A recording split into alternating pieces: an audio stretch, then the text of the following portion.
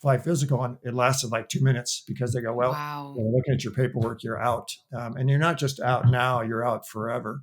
Mm, And so, when you pursue these big dreams, you're going to have obstacles along the way. It's never a straight line. And, you just never give up. If you know the dream's going to make you happy, you just never give up. And so I just kept going with the faith that something might change yeah. and that someday I would still get that opportunity to go into space or to help people that were going into space, help them. And sure enough, Yeah. within 2 years of that rejection, NASA changed the rules.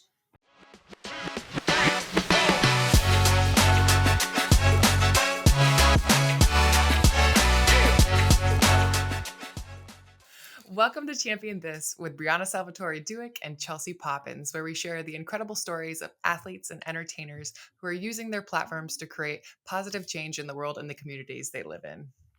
Today, we are so honored and excited to have on the podcast Steve Smith, who is a retired NASA astronaut who's had an absolutely incredible career in space exploration.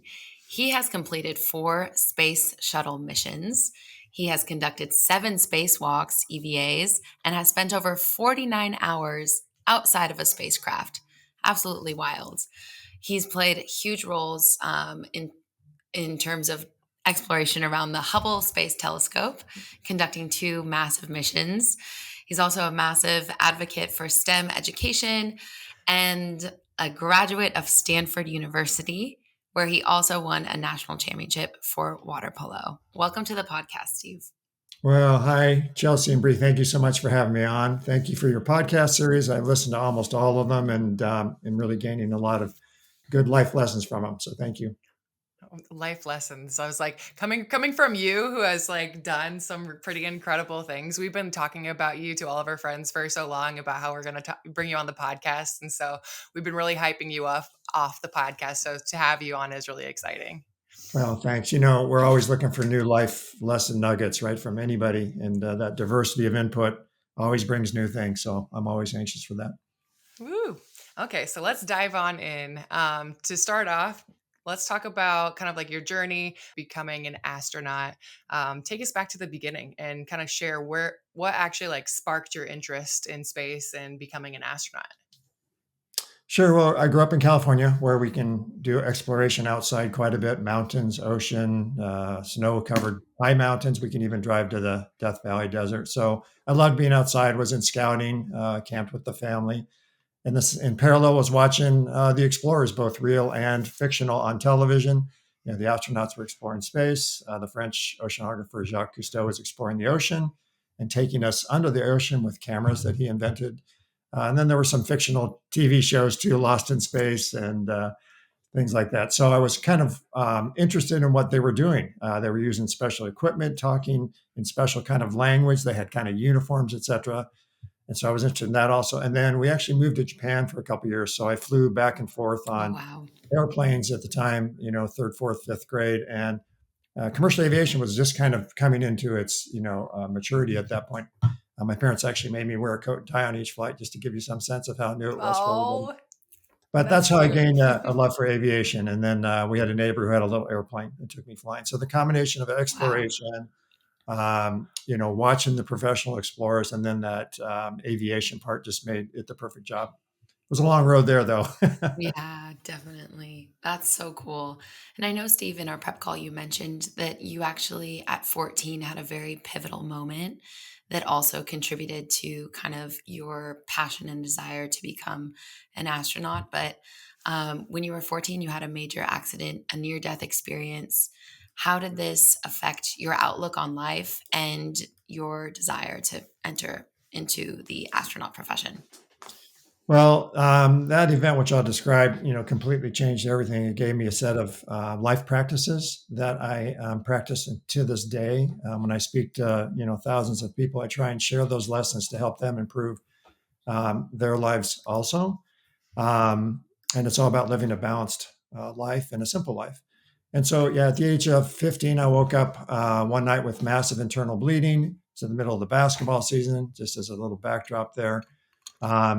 And I couldn't even get to my parents' room to ask for help. They found me in the in the hallway and, emergency to the hospital. I was there for 11 days. It took them quite a long time to find with the Wow, pathology of 11 those days days. what was going on. They put a pint of blood in, a pint of blood would come out. Anyway, I came out with my life, a big scar. But also, even at that age, 15, this new perspective on life. You all have heard that, when you have this near-death experience, it changes the way you think about things. And Mhm. for me, it's great to share it and to be transparent about what actually happened, and also how I've changed my life with people, because I think it helps them find a better way in life, no matter what age they are. It's pretty remarkable that even as a 15-year-old, I figured that out. I didn't recognize it, of course, for decades that I was doing all these things. Mhm. But in any case, you come out of that, being thankful to be alive and realizing that it's fragile, the obvious things like that. But also, because of those two feelings, the importance of cherishing every day and getting the most out of every day, both in helping people, but also achieving things. So for me, it's this process of living a simple life so that you can identify what's the really important things are, and identify what the big opportunities are, and then have the time to actually pursue them successfully. Mm, that's beautiful. So that incident sparked even more of your perspective on life, but also like your perspective in going into space and kind of Yeah. dreaming big and dreaming a dream that not a lot of people are gonna dream. It's just really special. Do you think it even ignited and sparked you and kind of just in that trajectory even Yeah. more?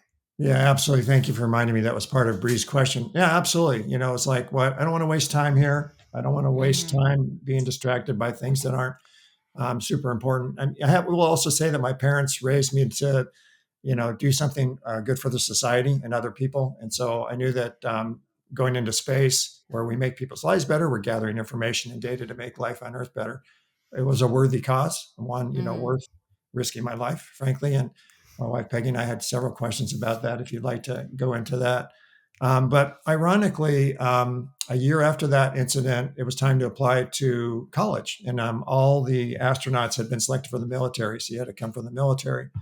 Well, I was Okay. rejected by the Air Force Academy Mm. because of the medical incident. I went to Moffett Field, not too far from here, for my flight physical, and it lasted like 2 minutes, because they go, well, Wow. looking at your paperwork, you're out. And you're not just out now, you're out forever. Mhm. And so, when you pursue these big dreams, you're going to have obstacles along the way. It's never a straight line. And, you just never give up. If you know the dream's going to make you happy, you just never give up. And so I just kept going with the faith that something might change, Yeah. and that someday I would still get that opportunity to go into space, or to help people that were going into space, help them. And sure enough, Yeah. within 2 years of that rejection, of course, I ended up going to Stanford. But while I was at Stanford, NASA changed the rules. And so they Oh, decided wow. to pick non-military people, women, and Mhm. minorities. So Wow. all hail to NASA, who's, I think, the leading federal agency for being diverse in their workforce. Yeah. Yeah. What happened when they did change the regulations? Like, did you know people that had done it in order to get into it, or were you just kind of like putting your name out there, applying, and just like hoping and praying to get into the NASA Association? Yeah, well, I'm an engineer and pilot, so like all good engineers and pilots, I was doing my research, gathering data all along. We didn't have the internet at the time, so I was gathering information from books and writing NASA for information on what the characteristics were of the astronauts, so I could just see who they were selecting. And again, when you choose to go after these big dreams, you have to come up with non-typical solutions and things to attempt, because a lot of times the old stuff doesn't work anymore. And anyway, one of the things I thought of was, why don't I just write the astronauts? So I wrote some of the Stanford astronauts in particular and asked them for their advice, and they wrote back.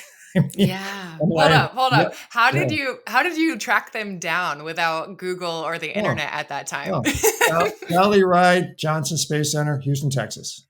Yes. Okay. They wrote me I back. love that. So Directly yeah, to the source. I still have their letters. Sally Ride's one of the people that wrote me, and the advice, in hindsight, the advice she gave me in her letter is largely what I tell people now. It's not that, no surprise it hasn't changed that much, but yeah, in any case, big dreams take creative solutions along the way. I call them Mhm. option X. Option A and B would be kind of a typical thing you would do, but when I applied to NASA, they didn't say yes right away. So Yeah. Can you walk us through that a little bit? Because you're at Stanford, you win a national championship for water polo, which is incredible. But upon graduation, I'm assuming you start applying while you're in school or right after graduation. How many years or how many times had you applied to NASA before you were let in? You're Well, bringing back some oh PTSD for yeah, him. no, Sorry. no, How many times were you rejected? yeah. Thank you so No, much. but it's important to know because sometimes you see people and Steve, right? Like you have such an incredible resume and life journey and I think sometimes when we don't get the stories of the challenges, it's easy to just think that people have it all, but like, I know that you've overcome a lot of challenges to get to where you've gotten. Yeah, I'll try and condense it, but it'll still take me probably 90 seconds or 2 minutes. But in any case, when you want to be an astronaut, you have to have a technical degree, which I got from Stanford, but then 3 years of work experience. So I went to work for IBM already with the Air Force rejection, where the Air Force said, we don't ever want to see you again. And so after I'd worked for NASA for 3 years, I was eligible to apply to NASA. I did that, got a letter back from NASA that said, we don't want you. And, a lot of times when you get these rejections, in fact, most of the time, they don't tell you why. And so Hmm. you have to just think about it. Well, again, when you have these big dreams that make you happy, you're not going to give up. And I've got childhood drawings that we can put into the show notes if you like, that I drew when I Yes. was 6, 7, 8 years of age. And Wow. if you look really closely at a couple of them in my helmet, you see this big, ridiculous smile. It goes from like one corner of my eye down to my chin, back to my other eye, because I knew it would make me happy. And so, as we pick our goals in life, we want to pick ones ideally that make us happy because they give us that Hmm. strength and grit. But in any case, NASA you could apply every 2 years. So I applied a second time and they rejected me again, third, fourth time rejected. So over about a 8 to 10 year period, they rejected me 4 times. And each time I thought to myself, okay, how can I make myself better? Well, after a while, those options A and B, which are kind of classic, right? Get another college degree, fly more airplanes, learn to scuba dive, learn to publicly speak. They just they just were still kind of the old options. You need to somehow break out with what I call, option X, something that might even be laughable. So I went to work for NASA as an engineer, thinking that if I went to Houston, left the Bay Area at IBM, went to NASA in Houston, they would I could get to work with them, the astronauts and the space shuttle team. And so I would learn all that knowledge, which would help me, but they would also observe my skills and my, what I'll call soft skills. Are you on time? Are you dependable? Are you easy to communicate? And, the soft skills are really what makes all the difference in the world these days. There's so many qualified people for jobs. And so that strategy worked perfectly. I think it was 107 days after I got to NASA. The astronaut selection office invited me to the interview round, which is down from thousands of applications to the final 100. The next day, my boss heard about that I'd been invited to the selection process. He came to me, he told me to come into his office, and he said, "I don't want you to take that interview." And What? I was shocked and angry, of course. And Yeah. of course, I said, "Well, I've been pursuing this for 30 years. Why?" He said, "Well, if you're selected, you will only work with us for a year, and that's not really fair to me or the team." So the next day, I flew back to California to get married. How about that timing? That's Yeah. great. Megan Wow. and I had a rehearsal the next day. We got married on the 22nd of October. We flew to Hawaii on the 23rd. And on the 24th, I called the astronaut selection office in Houston. And Dwayne Ross, the manager, answered. And I said, "Hey, Dwayne, I just wanted to tell you something. And that's that I'm going to decline the interview." And, the phone was silent for what seemed like a long time. And then he said, "Steve, no one's ever done that to us before." Yeah. But that's this option X. It's the decision. Okay, I really want to do this another 2 years. Hopefully they'll pick me again in 2 years for the interview round. But to honor my coworkers and stuff. And anyway, I had to work for Mr. Mean Guy. I call him for two more years, and I was selected. But that's an option X. Wow. That's an Wow. option X. That's saying, okay, I love this, and I'm going to do something wild. Yeah. Mm. Wow. Good for you. Sorry, it's a little bit of a long story, but there's so many lessons I think there for your listeners and viewers. For sure. Don't give up. Oh, Don't give don't up. give But I think it exactly. also speaks to the fact that you are a man of your word and like to stick with your coworkers and to do what you say you're going to do. Like it speaks more to the character of you than anything. Like you kind of like put your dream on hold, like assuming that like it would find its way back to you. And I think that's really, really cool piece of your story. Yeah, it comes down to, again, kind of the soft skills, the personality. I mean, that's what we choose things on. I'm very certain that when I went to interview, they did call 2 years later. They're like, that's the And, guy that turned us down. Yeah. yeah, and, I'm pretty sure that before I went into the big interview in that week, that the manager of the office went in and closed the door and you said to everybody, "Hey, this is the guy that 2 years ago, turned down our opportunity to work Yeah. longer as an engineer for NASA." So I think that isn't that ironic how sometimes those things help you. Um, Interesting. That's not the whole story. So I did get interviewed that time. There's a big application to fill out when you get to that round. I turned it in, and about 2 weeks later, so this is before the 1 week starts of interviewing. They asked me to come in and they gave me a letter that said, you're disqualified forever for your medical history because that application had information in it that NASA had never seen before. So it said, Mhm. hey, working for NASA is great as an engineer, but you're never going to be an astronaut. Don't write us back. Don't apply again. You're out. And so again, I was in mourning for 24 or 48 hours. It's okay to Yeah. have that feeling when these rejections come. But remember what I was doing that whole time was thinking out what is option X? What can I do to keep it going? There's got to be some, growth mindset, some creative solution. And so I went back to the astronaut selection office on the third day. They were not happy to see me, but I give them great credit for letting me sit down and talk. And so I proposed to them that on my cost, would it be possible for one of their doctors that they identify to perform a specific procedure to go inside my body and look around and see how things are, 20 years after the incident, and to do it at their hospital. And then they can have that data and decide what to do. So they agreed, Yeah. which is pretty Wow. amazing. 2 weeks later, I was at Wow. Houston's Herman Hospital. They did the procedure, gave the data to their doctors. Like 2 months later, they reviewed the data. And I wasn't allowed to go to the meeting that they were doing that at. So I sat at a local church that I was not a member of. I just Yeah. sat in the pews. It was, 2 o'clock in the afternoon on a Thursday or whatever. And anyway, that night they said, they called me up and they said, Steve, we took a vote and we decided to waive the regulations for you. So I was so grateful. Woo, let's Wow. go. They said, well, then we took a second vote. And I'm like, oh no, what was that for? And that vote, which also passed, was to remove that regulation so that no one would ever have to face it again. So Wow. that's No. option X again. That's like, Yeah. oh my God, you went back to them and asked them if they would consider something. Yep. Yep. So powerful. Keep Speaks to going. your determination and resilience. And by you doing that, you literally kick down the door for a whole crew of astronauts to come behind you. It's so, so cool. Find what you love. Find what you love, and you'll be inspired. Maybe it's, some sales number. Maybe it's, some new job, a career change. But, if you love the idea, you'll do anything. Mm. So, Yeah.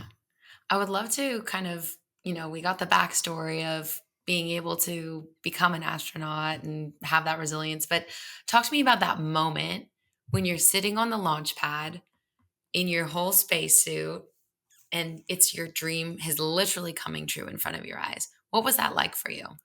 yeah, it's kind of disbelief. What we've done is we've taken what's an airplane, the space shuttle, and rotated 9 degrees and then stuck it on the rocket. So our chairs are actually on the wall. So you climb up into your seat, you're looking into the sky, and we're there for 2 hours. So you have a lot of time. Oh, wow. That's a long time. And so, of course, you're going through your procedures, but you're also, come on, let's be transparent, super excited, right? I mean, Yeah.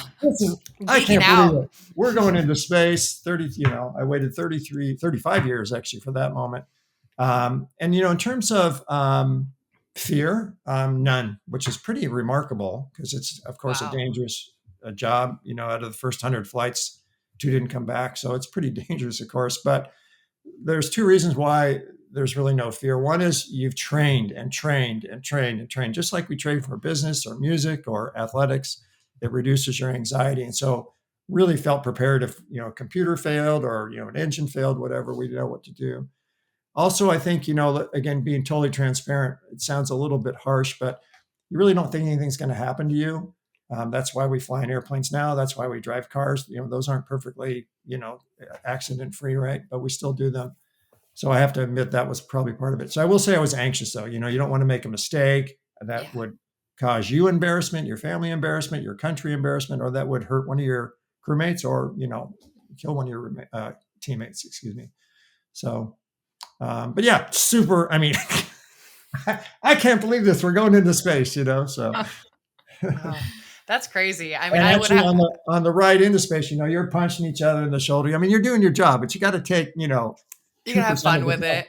and just look at each Yes. other. And we have tape recordings of that of the launches, and so you can hear each other talking. Oh, So that's cool. that's great. And you've Kids been entertainment. on 4 space missions, right? Yep. Yep. Okay. And how would you say that, like, I mean, that's a lot of time in space. How did these experiences change your perspective on life, but on top of the perspective you already had from your instant as a kid? Sure. I think in a couple areas. One is that there's amazing, smart, hardworking people in the world that can make the impossible possible. So one of our slogans in the exploration business, especially at NASA, is that we make the impossible possible. I mean, we have a helicopter on Mars. We've got 2 telescopes that are taking pictures of things that happened tens of billions of years ago. There's 16 people in space right now. There were 19 yesterday. 3 landed. I've traveled 10 times the speed of a bullet. I mean, how are those 10 things even times the possible? speed of a bullet. Yeah, I mean, how are those things possible? So really respect for what the human ingenuity can do. So we will resolve the climate crisis. We Hmm. will eventually get, I think, more peace in our world and our country. Yeah. We have that human ingenuity and spirit that is amazing. And so Mm. just respect for that. But of course, the second part is seeing the Earth from space. It really changes the way you think about things. If anyone's interested to find more about it, it's called the overview effect. That's one word. And it's this feeling that astronauts have when they see this gorgeous sight from space. And one of the first things that strikes you is that we all live on an island. So the Earth is this beautiful blue marble in this vast black ocean. And so if you think of it as an island, it really inspires you in 2 areas. One is to take care of the island. Mm. Wow, we're all in this together. Sorry about that. We're all in this together. So, let's respect Mother Earth. Let's reestablish our Yes. relationship with Mother Earth. I think growing up in California, I had that mindset already, but it was, multiplied significantly seeing the Earth from space. And the second is you don't see the borders between the Mm. countries or the states. So you really do realize it's one global community. And I Yeah. know for some viewers that sounds like a gross simplification, but it's true. Yeah. And we should be nice to each other and build tolerance and peace and joy and spread that, goodwill. And so it's devastating for me, for example, to read about strife, not only like within our neighborhood or our country, but also between countries in various places. I mean, Yeah. we're all in this together. There's a song that was before your era, but it's a movie or song called "From a Distance." I Mm. think Linda Ronstadt or Carla Bonoff Hmm. sang it. But if you listen to the words, it's about why can't we all be at peace? Because from a distance, it's one global community. Um, so that really changed my perspective on life. Yeah. Hmm. That's really, really powerful. I want to talk about these 49 hours that you have spent in space on the various spacewalks, most of which I'm assuming have been in relation to the Hubble Mhm. Space Telescope and kind of fixing the telescope. Is that correct? Correct. Okay, cool. So, yeah, like would love to understand first of all, what is it like to just walk in space? And yeah, even, not only are you like out in space, but you have a job to do, you have to be locked in. It's game time. But yeah, what was that experience like for you? Sure. Well, in the 1990s and early 2000s, we didn't do many spacewalks, so every astronaut wanted to do one, Mm, and especially on the Hubble Space Telescope. That was like the dream come true, but very few people got to do it. Super privileged to have been given that opportunity. After the year 2010, the number of spacewalks went up significantly because we have the space station there now, and it requires a lot of spacewalks. So it's become more common now. But we when we go outside, we wear a special suit because there's no air outside. So it's so much like scuba diving. It's a 300-pound suit on Earth, but of course in space it doesn't weigh anything. It has 12 layers of material to protect us from hot and cold and from micrometeorites. One of the layers is Kevlar. But hmm. when you're in Do your you feel a little spacesuit, claustrophobic in this suit? Feels like it's a lot of layers. yeah, On yeah, Earth, it's pretty heavy, but exactly. I think, well, first of all, they screen us all for claustrophobia before we're even okay. selected. And the way they do that is we have a 3-foot latex ball that has a zipper on it. It's opaque. They put you in that thing, you get a microphone and oxygen, and then they zip it up, and they don't tell you how long you're going to be in there. I fell Oh asleep in it, but gosh. because you're kind of just curled up. But anyway, they check us for claustrophobia. But I don't know if I and could do that. yeah, yeah. Well, it's funny because, well, also the other thing about claustrophobia, people often say I could never be an astronaut, but remember the room that you're in right now, you're only using like 10% of the available space because up there's a lot of space. So when you're in space, you can use that and it gets bigger than even here on Earth. But anyway, back to the spacewalking part. So you're yourself out there by yourself. And so that's really a spiritual, cool thing. You're in your own spaceship. I mean, the suit's really a spaceship. There's no cable connecting you with electricity or air or communications. That's all coming to you or self-contained. We do have a metal cable connecting us in case we lose our grip, but there's nothing coming through it. And the view from inside the spaceship, of course, of Earth is this overview effect. But the frames of the windows are pretty small, so even if you put your head against the window screen, you still kind of see the frame of the window. But when you're doing a spacewalk, the helmet visor goes from ear to ear, so you can actually position yourself so you don't even see the helmet. And so that's when you really feel like you're flying. I was flying over the Atlantic towards Namibia on the west coast of Africa, and it was real quiet. No one was talking on the links, and I really thought this is what it's like flying. I couldn't see Hubble or the shuttle; it was behind me, and I just thought, wow, we're not allowed to do that for very long, so we're very busy. But I did take a moment, and so that was incredible. So it's really this new opportunity because you're by yourself out there and you're kind of in charge. But then if you throw Hubble into the equation, as you asked, that really amplifies it because it really is a time machine. It's really, gosh, it's got to be one of the top things ever invented by human beings.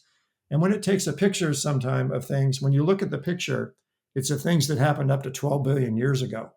I mean, how is that even Wow. Can possible? you But explain? Yeah, I'm sorry yeah, to cut you off, but Hubble Space Telescope, like what exactly is that? What is it taking pictures of for yeah. context? So it's studying the universe for us, stars, Okay. galaxies, things like that. And if you point it at one place for a while and leave it on, it's collecting even the faintest light. So it's going, okay, I'm going to keep collecting that light, just like keeping your camera lens open for a while. And so when you look at that picture, some of them are things that happened 12 billion years ago. So it took the light all that time to get to us, 12 billion human years to get here. Wow. Wow. And so when you look at that, you realize that is no longer there, right? Mm. That's what it looked like 12 billion years ago. So because it's this time machine, I can tell you, the first time I touched it, I remember thinking, ooh, this is really special. And then part of my job was to go inside of it to fix things. And so I'm thinking, I'm inside this thing.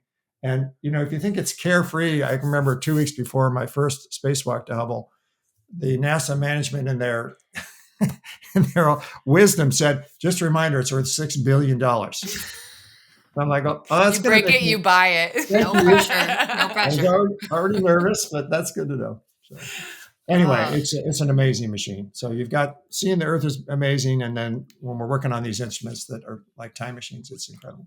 that's insane to even think about. Yeah, Like it is just being out there. Can you explain like microgravity and like true. some of the what that means or what it is and kind of like explain the impact of that on you while you guys are out there? And that would be really cool to hear kind of like the effects of being in space on you and your Sure. team. Yeah, the way I tell people is if you go an exact certain speed in a space vehicle, you will not fall back to the Earth and you will not go away from the Earth. There's an exact speed. And, people figured this out without big computers decades ago. It's so impressive. So if you were, for example, if you were to run across an athletic field and jump in the air, you're going to come back down, right? Because you can't run Mm. 17,500 miles an hour. But if you could run 17,500 miles an hour, you would actually go off the Earth and you just keep going around. If you wanted to go to the moon or Mars, you go a little faster. If you want to come back to Earth, you slow down. So that's what it's like. But at that speed, there's just enough gravity to keep you going around the Earth. So we always say we're in zero gravity, but you were very accurate when you said it's actually microgravity. So there is a little bit of gravity. But I tell people I use one word to describe what it's like. It's magical. Mm. Because if you can imagine turning gravity off in the room you're in right now, I mean, it would just be like a movie. It would be magical. Everything would be floating around. You could just touch the wall and fly across the room. If you could, go into your kitchen, if gravity was off, you'd fly down to your kitchen. You would not walk, you'd fly. And you'd go in the kitchen. The refrigerator would just be floating there. And you could unplug it just take 2 fingers and fly around the house looking for someone to play catch with. And it can be a 3-year-old or it can be your grandmom or whatever. And you can just kind of float it to them. So it's like a movie. It's magical. Yeah. Part of the things I moved outside with Hubble were these giant refrigerator-sized devices, and they were maybe 1,500 pounds, so almost a ton. And I could just move it around with a finger. In fact, I could let go of it, and it would just stay there. Wow. I wouldn't do that because it was worth $300 million. But Whoops. I mean, in fact, you have like a death grip on it, even though you don't have to. It's really expensive, right? So it's really magical. Cool. We have Velcro on our sleeping bags, so you can sleep on the ceiling or the wall. Oh my gosh, fun. Imagine that tonight. I mean, when you wake up the first morning, it's really bizarre. You do a little Yeah. stretch, you open your eyes, and you're on the ceiling. Did you guys ever do like ceiling sleepovers or any weird things like that? Well, Maybe it's week 3. You've been in space for a while. You're like, let's mix it up. Tonight, I think we sleep on the ceiling. yeah. I mean, I never slept on the floor in space because you can do that on Earth, right? Yeah. When we For went on sure. the shuttle to the space station, we could sleep overnight on the space station, and so you did have little sleepovers with the crew there, but we sleep on the wall or the ceiling stuff. One other thing that happens in space is you get taller because there's no gravity. Your body gets longer, and so you grow a stunning 1 to 2 inches, which is just incredible. I need that roster height. Let's go. Yeah, baby. I'm sorry to tell you though, Chelsea, that when you come back to Earth, it goes back to old. Yeah. Get that spinal release. Yeah. And we're going so fast. We see the sunrise 16 times every day, and it sets Wow. 16 times per day. So we wear 2 watches to kind of keep track at time where our spouse and family are, and then the second one's a mission time. But the sun's going up and down. It's every day. It's just bizarre, Yeah. magical. You've talked a little bit about the exercise in your schedule while you're up there. Is it kind of like a 9 to 5, or do they have you need to exercise at this time? Because how do you maintain your body mass from space to Earth too at the same time? Yes. Yeah. So again, because you're just able to move by touching the wall and flying over, you're just going to atrophy. I mean, your body just going to wither both the muscles and the bones. So we do work out every day. For example, the space station people, their days are really scheduled tightly, but only for 10, 12 hours a day. So we do protect them to have other time. For those on the space station, they can be there for 6 months. We do schedule exercise every day. But again, we're trying to protect holidays. We're trying to protect the weekends. Occasionally, we can't do that. They have Wi-Fi. They can call their family anytime on a phone. They have video teleconferences. When spaceships come up with cargo, we always throw personal items in there, maybe gifts from the family or fresh fruit. Fun. If Yeah. there's a medical freezer on board, we'll put real ice cream in there because we don't have that in space. So Yeah. there's this psychological part that's super important to take care of the astronauts. 2 of the astronauts, for example, were supposed to be in space for 8 days. They're going to be in space for 8 months because of a spaceship problem. So we're really hustling to not only get them food and clothing that they need, but also the care things. But we do protect it. We have special equipment on board, but you can imagine. So there's a treadmill, but there's a harness system that keeps you on the treadmill. There's a bicycle you can ride, actually a couple. And again, you have to wear a seatbelt because if you don't have the seatbelt, you fly off. We actually have weightlifting on board. We don't have dumbbells because they wouldn't work, but we have a hydraulic machine. You just dial in how many kilos or pounds you want to do. You can do dead squats, deadlifts, or squats or whatever. So, and we have found that if you don't work out, your bones will lose 2% of their calcium per month, which is What? dangerous. Yeah. So getting to Mars, for example, that's going to be a big issue. How do we keep people healthy and fit when they're gone for a couple of years? Your stints that you had spent in space, how long would you be out there usually? Was it like a couple months? Yeah. So my flights were limited to the space shuttle, which can only stay in space for 2 weeks. When I Okay. got to the space station on the shuttle, when the shuttle left, I had to go with it. And I'll just let you ponder why would that be? But for the shuttle flights, of course, our bodies aren't as affected as much. We still work out, but certainly not 90 minutes per day. We have the similar equipment on board. And the reason I couldn't stay on the space station is because in that era, the only spaceships there when the shuttle left were Russian ships, and I'm too tall. So, you had to be I think it's either 5'11" or 6 foot or under to stay on the space station when the shuttle left. So the only vehicle I fit in until recently was the space shuttle. I'm 6'4" Got it. Okay. on the ground. So when I'm in space, I'm even taller, right? So, Yeah. A stretch guard, a little Oh. KD height. That's perfect. 6'6". So cool. I'm curious, Steve, kind of speaking about some of your missions in space. Was there ever a moment where you're working with this team and you all encountered a big challenge? And like, how did you overcome that challenge? Or was everything pretty smooth sailing in Well, the no context of matter work? yeah, no matter how much we prepare and test things, when you go into space because of zero gravity and the extreme temperatures, when you're doing a spacewalk, you're going through a minus 200 to plus 200 degree Fahrenheit or a plus 200 to minus 200 degree Fahrenheit every 45 minutes as Wow. you go around the world because the sun's going up or down. So, because of all that, things, even if you test them, don't always work. So, on my fourth spacewalk on Hubble, 17 things went wrong in the 8 hour spacewalk. And, Wow. being outside is very precious time. It's super dangerous. It's a lot more dangerous than being inside. And so, what was wonderful though was to see how quickly the ground team, these thousands of amazing people on the ground, figured out how to shift our time, how to get people to go work each issue, even as they piled up.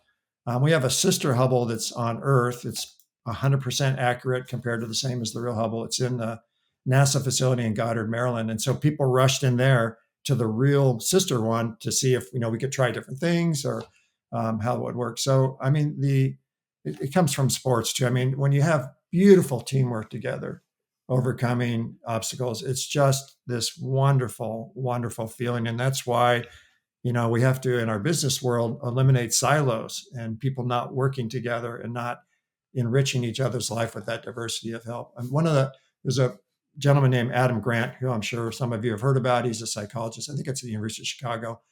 I follow him on LinkedIn. He is kind of a life wisdom coach, but he's written a book called Give and Take, I think is what it's called. But it's about having a culture of giving people and not takers. Giving people, just give freely their advice, their time, their effort, their accolades to other people without expecting something. And so giving cultures are much more successful than those that have sprinkled takers in them. And in fact, at NASA in the exploration, we can't really have takers. It's all givers.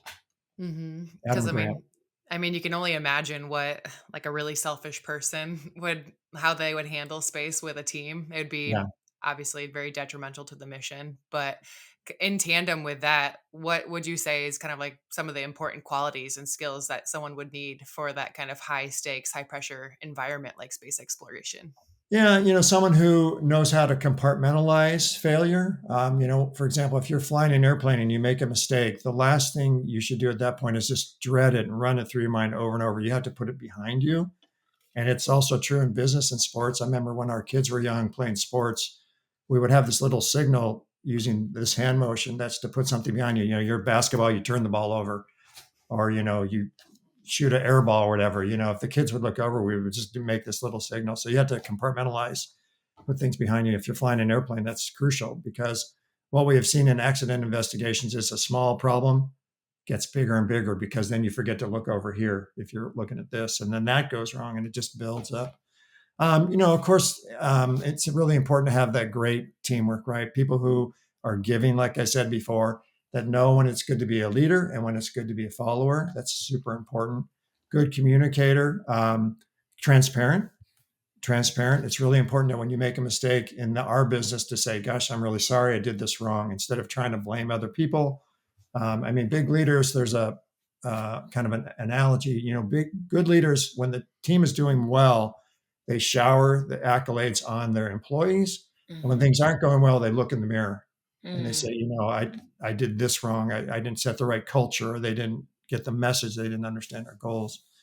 And mission driven people, we're always looking for people who believe in whatever the goal is to win a sports championship or to Yeah. increase Mhm. revenue or to make people's lives better. So, Yeah, I imagine your experiences playing water polo in college and being an athlete have oh, contributed huge. to a ton of your success. Like, I know Chelsea and I laugh because we just overuse the sports metaphors all day, being a team together with the podcast. But yeah, you do learn about sacrifice and playing your role on any given team. And sometimes, the role that you play as a freshman changes when you're, super senior, helping lead your team to a championship. So, I think all those lessons really help to make a mission successful, I'm sure. No, I agree. And when I do speak to athletic audiences, I just remind them that they've learned all of life's important lessons through sports, right? How to Mhm. make decisions under pressure, how to overcome mistakes, et cetera, how to communicate, et cetera. And for me, I think one of the assets I brought to the astronaut corps is being a collegiate athlete. There were very few at the time. We've had a couple more since then, but those skills really are a complete package. In fact, I remember Steve Young, the NFL quarterback, said, I learned all of life's important lessons through my participation in sports. And so that's so true. I'm so grateful for that. Just to kind of vector off just a tiny bit, when I was selected into the astronaut corps, there were 19 Americans selected, and 18 of them had military experience, or an MD, or a PhD, or a combination of those. And I was the only one that didn't have any of those. So on paper, Mm, I was by far, just quantitatively the least qualified. mhm. I actually was the first named to a flight, and I was 3 or 4 years later everybody's boss. And so, what's the difference? How can that happen? It's the soft skills, many of Mhm. which I learned through sports, um, and this near-death experience taught me, of course, how to live life simply, right? And so, those two things combined, I think, made all the difference. So, I was kind of not the sharpest tool in the shed, but ended up being able to move forward quickly because of those life practices. Mm, that's How, great. how is that even possible? It's because you have to choose how you operate, right? And your Mm, practices. mm, Yeah. Well, you do a lot of public speaking and talking to young minds about like your story, and you're a huge advocate for STEM education. Like, how important is it to inspire the next generation, and what kind of topics, what's your favorite topic to go in there and talk to these young minds about, through your story and through all the values and key lessons that you've learned along the way? Well, I miss flying in space a lot. If I had been a bachelor, I would have just stayed and kept flying 5, 6, 7 times. But out of respect for Peggy and a desire to see have a life together that was safe, and to see how Brian and Shannon's lives evolve, made that actually a pretty easy decision. But I do dream about it 2 or 3 times per year. I'll wake up and say, "Hey, I just did another spacewalk." Oh, But in any wow. case, but one of the things that's really been powerful is to share the knowledge and the advice with other people to make their lives better. That's really the whole point. And so for me to be able to help them do better in their professional work or in their personal life, and to find this balance, it's just so rewarding to do that. And particularly for the young audiences. So yes, I've spoken to hundreds of schools, college athletes, etc. And so I do go through the first part about how to pick what you want to pursue, find what makes you happy. Don't do what other people tell you to do. Find what makes you happy. You know, um, if on the way to that big dream, things are not going to be smooth. So come up with option X to solve the issue. A reminder, and again, it's a simplification, but a reminder that's not what you look like that makes a difference. It's this spirit inside. It's this Mm, grit. It's this bravery. It's this resilience that's inside. And I know that's a big simplification, but when I'm speaking to youth, that's still important to get to them so yeah. that they don't feel labeled from the very beginning. And of course, I'm so fortunate that I didn't have to overcome many of those barriers. So I recognize that, but I think it's still an important message to get to them. And so that's kind of the first part of what I'm telling them is that, it doesn't matter what you look like, reach for things that make you happy. And when the going gets rough, find up these option X's that will help you get through this creativity. But after that, it's really important to remind them how to find time and balance in their life. So that's when I go into the simplify your life thing. Not as much with the youth as I do with adults, though, because for youth, that's kind of piling on a lot of things. But when I'm speaking to a corporate audience, we're telling them how to be more creative, how to be more innovative, how to have better teamwork, and I'm giving them kind of actionable advice to take away. But that I have to give them one more thing, and that's the ability to find time in their life to do that. They're already really busy. Yes. So that's at Mhm. the end, they're not expecting an American astronaut to give them a life hack. But frankly, 50% of the feedback I've received is that part is more important. And that's where I say, I'm going to give you a life hack. And it's Mm, based on this experience in 2 West 42, which is this hospital room I was in as a mm. 50-year-old. And that's to simplify your life. so that you Yep. can find this balance. And then I just give kind of 3 keys to doing that. It's having your priorities right, getting rid of the noise in your life. Maybe that's audible noise, or maybe it's the things you own, or maybe it's some old relationships, and finally quit wasting time. Yeah. And I like love I said, that. 50% of the people come up afterwards and I'll say, what was the best part of what I said to you? And half of them will say, simplify my life. Some of Yeah. them will be crying and I think it's because they're realizing that they missed an opportunity because of that, but it's not too late.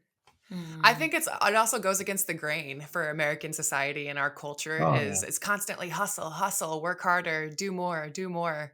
And for somebody to go against the grain and tell them to simplify their life is completely unorthodox Yeah.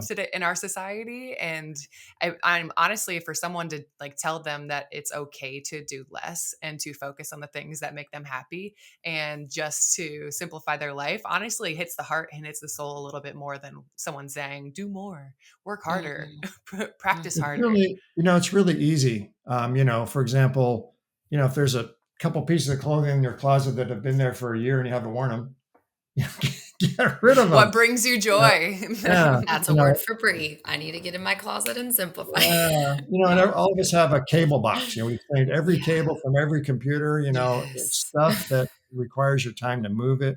Mm. If you open our garage door, it's empty. I mean, Mm. so we don't have a lot of stuff. I'll tell you one funny story. When I speak at events, sometimes people give me gifts, afterwards, kind of thank you gifts. And I was speaking to the University of California foundation board, and I was telling them to simplify their lives. And I said, as an example of leading a simple life, I don't like swag.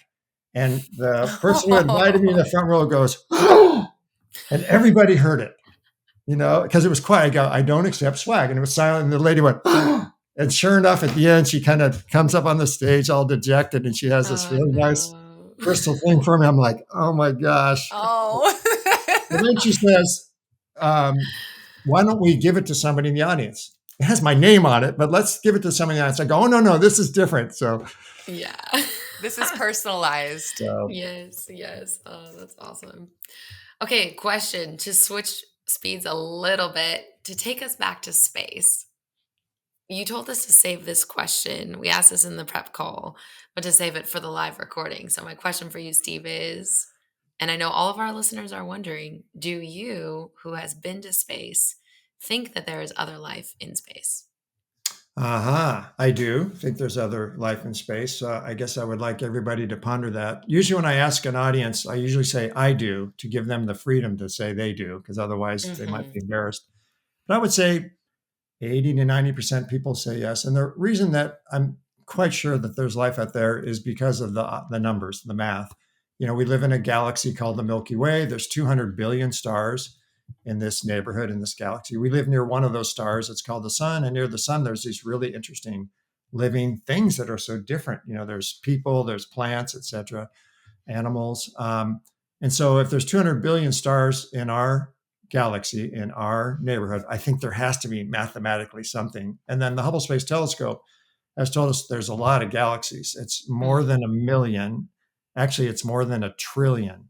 So Wow. not a million, not a billion, it's more than a trillion. So if there's a trillion neighborhoods or galaxies, Hmm. each with hundreds of billions of stars, I have to think that there's things out there. We don't know if they're like little microbes, or they're 200 feet tall and they're purple and they have 27 heads and they have eyeballs all the way around, or they're made of energy, or some kind of gas, but I'm quite sure they're out there. Hmm. I don't think they're here now. I don't think they've been here, but some people do.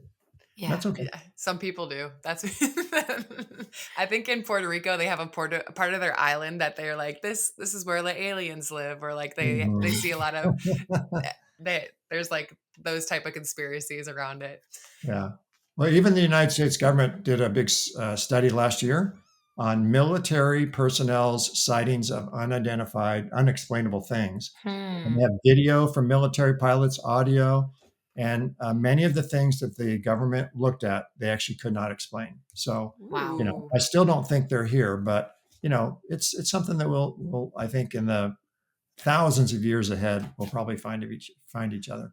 I do think it is Hmm. something to always kind of like question and Yeah. kind of like look out for. What kind of excites you about future of space and exploration and travel that is kind of like where we're at now, but also with SpaceX and the new things that they're doing. Like, what excites you the most about that kind of thing, and how fast the space industry has changed over the last 5 years? Sure. Well, we go out into space to make people's lives on Earth better. We go out to collect data and information and to study the Earth from space, for example. So all of that makes people's lives on Earth better. That's why I wanted to be an astronaut. It's one of the reasons I took the risk, is because it was a mission-driven job.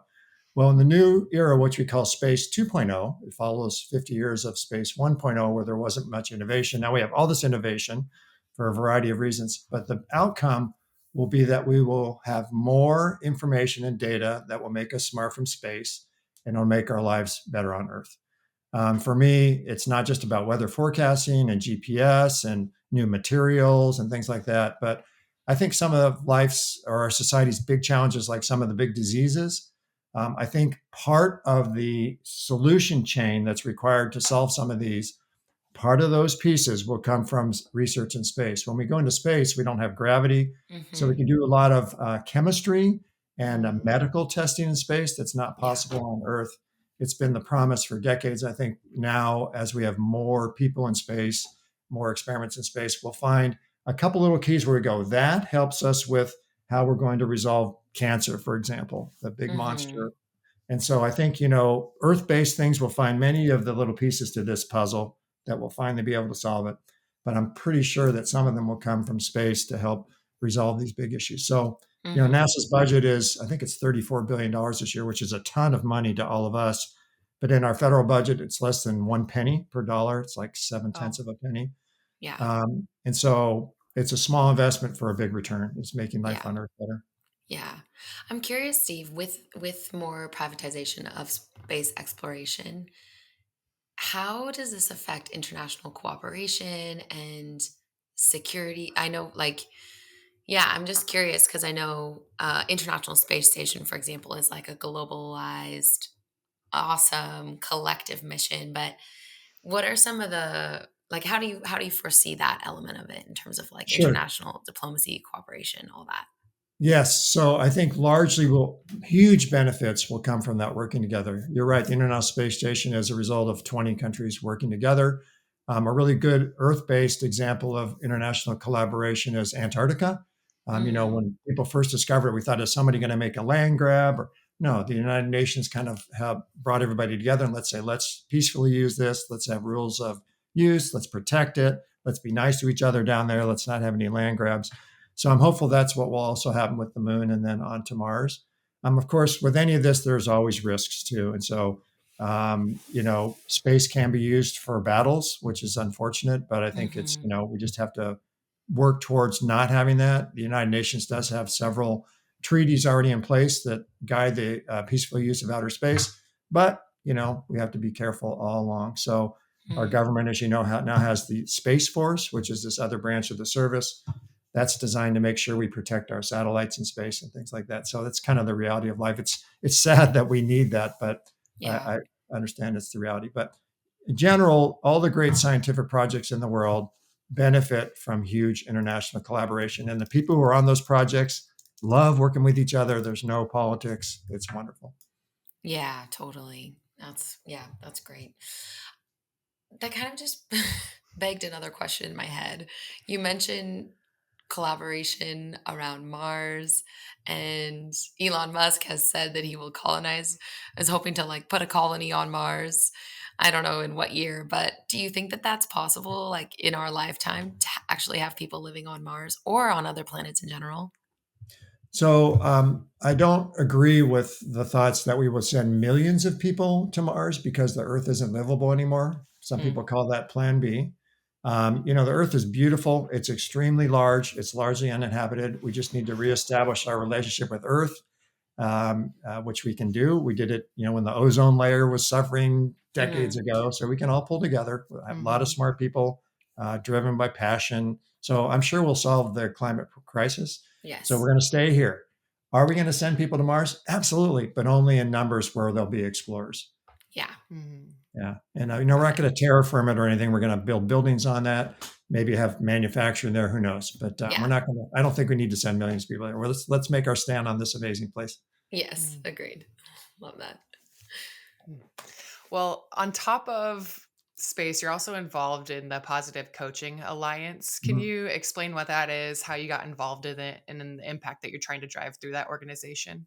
Sure. Yeah. Positive Coaching Alliance was founded at Stanford by one of my business school professors. So that's how I kind of got involved. But it was a recognition that most of the coaches in the United States are parents who don't really have any formal training in how to coach. Mm-hmm. And in some cases, might develop a coaching technique that is not the best for the children or for our society. So it basically gives teaching to parents so that they coach and so that they're focused on developing the athlete rather than winning. And Mm-hmm. so making sure, for example, that you're filling the fuel tank of a youngster who's playing a sport rather than just high pressure to win. So it's wildly popular. It's super effective. I know I was a coach for my children, and I was struggling to find how to do it. So now we have these resources through PCA. That's amazing because I've coached, I train kids, and sometimes we've been to tournaments where like the coaches are the parents and they're making the kids cry, and that you Yeah, can just tell they're not in touch with their athletes and that the athletes aren't having a good time, and like you can just tell there's a little bit of disconnect between like their passion to win and fueling the athlete in order to like help them remain passionate and have fun with that sport throughout their life. exactly. When we were youth, when I was a youth, excuse me, you could do many sports in a year, and there's this trend towards, of course, specialization. So, yeah. So it's really important, though, that we get a handle on that so that the children continue to have fun and learn all of life's important skills, right, through sports. Mm-hmm. Yeah, for sure. Well, I know you're a huge, huge blessing to that organization. Even just in our conversation right now, I feel like I've been coached personally by you on so many different things and just have taken so many nuggets away from our conversation. Before we wrap up the like core part of our podcast and get to rapid fire, wanted to ask you just two more questions. The first one is looking back on your career and all this incredible impact that you've been able to drive and the adventures you've had. What are you most proud of? Wow, so that's asking to be somewhat, you know, um, spoken about my Braggadocious. own Yeah. operations. And for me, it goes back to living this balanced life. And I think I found a really good way to be a good husband, a good father, and also be good at my job. And for me, it wasn't hard because of this inbred series of philosophies. But I know that for other people, they really struggle to find that balance. And Mm-hmm. so for me, when people ask, do you live a balanced life? I say, yes, I do. And they're kind of shocked. But it was the way I was kind of inspired by that big event at the age of 15. Mm-hmm. That's beautiful. And I just would love to see your listeners do the same in their lives. I think they'll Mm, find joy there. mm. That's a great piece of advice. I think that leads us into the question we always close out with is what piece of advice do you want to give our listeners regarding like using their giftings and following their dreams to make the world a better place? Yeah, I was listening to Jane Goodall speak yesterday, and it was just a reminder that you don't have to think that you have to make this huge influence on society. And it's really important just to find what you're passionate about and don't be paralyzed by inaction because you're thinking I can do more. Start Mm-hmm. taking action like voting, or if you're worried about the climate crisis, join a club, take Yes. actions because there really Yes. is power in numbers. Yeah. And I know that every once in a while I'm paralyzed by inaction because I'm thinking, oh, I don't want to miss out on that. The fear of missing out. I want to do that. Mhm. We shouldn't feel um, like some of the people that we see on television and social media who have maybe more money than we do, have had more luck than we do, and are able to have these bigger influences. That's rare. The way our society and a democracy works is by each of us doing a little bit, and it adds up to a huge, huge forward motion. So Mhm. pick what's important to you. I mean, another advice, for example, that I give to youth is, as you get older, you get more and more requests for money, more and more. You get 10, 20, 30, 40 of them. And you just have to pick your favorite ones and move on those and not worry about the other ones. You just need to pick what your part is. You can't support all of them. So that's kind of an analogy. Yeah, that's a good word. Sometimes I think can I do one go back too? In terms of finding this life balance, if you think of life as juggling a bunch of balls and you're juggling them, if you have more of them, it's going to be harder, right? So that's why it's maybe better to have fewer of them. And some of them are more important than the others. Like there's probably some crystal ones, and you certainly don't want to drop one of those, right? No. That would be your bad. marriage, you don't want to drop the crystal. Yeah. That's an important one to protect. Your health, your marriage, etc. So yes. So that's another way to think about simplifying your life. Yeah. I love that. Well, that takes us to our lightning round. Oh, okay. We have a lightning round. Good. We have a lightning round. So you have 30 seconds to answer each question. It's going to be rapid, quick. Are you ready? I am. I've heard you give other people a little relief on how quick they answer. But we go do. Ahead. I know. Have some grace. That's true. You caught us, but the gist is 30 seconds. Countdown. Ready? 3, Yes. 2, 1. What's one thing you're always sure to pack when you travel to space?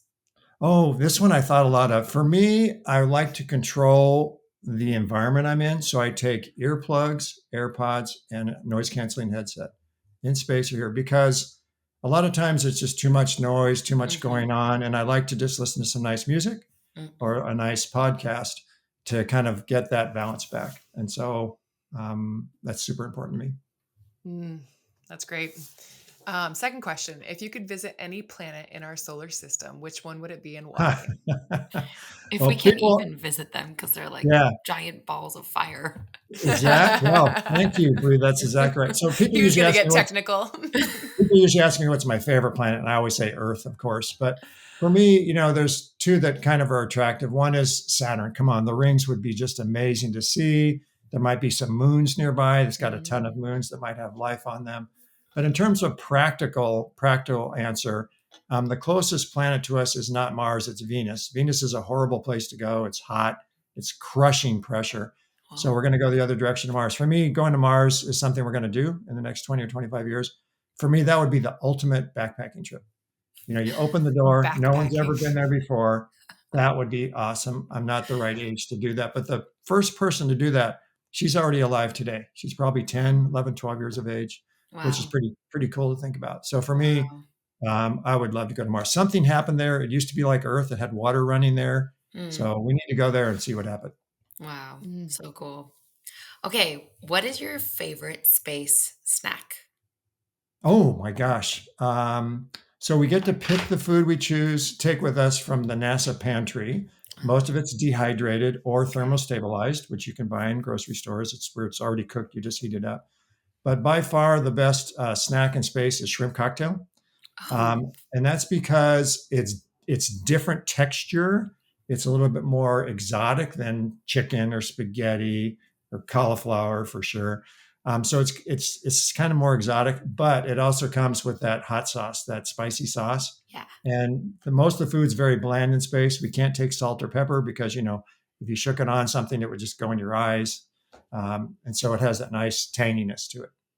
Are you able to take hot sauce? It comes with we do actually take, it comes with the shrimp, but also we do take liquid salt, liquid pepper, and liquid hot sauce because it kind of sticks to it. So as long as you don't shake the food, it's going to stick on there. Yeah. Okay. Our next question, we heard you curate your own music to go along with your public speaking. What are the latest hits on your current playlist?